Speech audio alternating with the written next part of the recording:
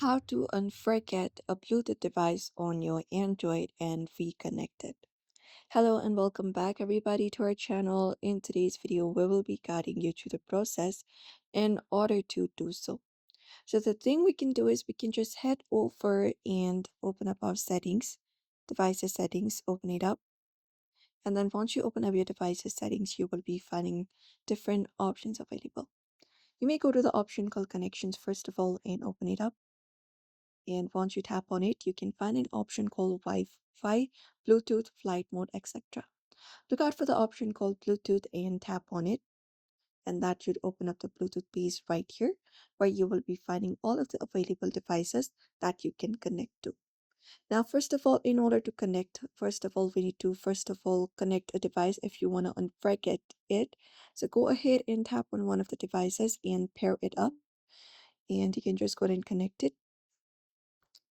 And once it is paired, tap on pair, and you should be able to pair with certain device. You can just go ahead and do so. And if you'd like to go ahead and unforget a certain Bluetooth device on your Android is, from the list of paired devices, you just need to go ahead and tap on the device or look out for the settings icon right beside it. Go ahead and tap on it. Once you tap on it here, you will be finding an option called unpair or forget, something like that. So you can tap on that option called unpair, tap on it, and just go ahead and confirm that you would like to unpair. And once it is unpaired, that particular device will be shown on available devices.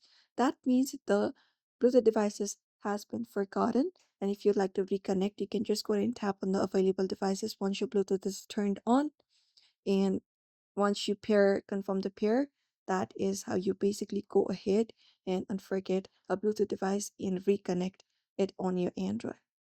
So that is it, everybody. If you'd like to go ahead and unpair a Bluetooth device and reconnect it, these are the simple steps you can follow up. So don't forget to give this video a like and also subscribe for more tips and tutorials.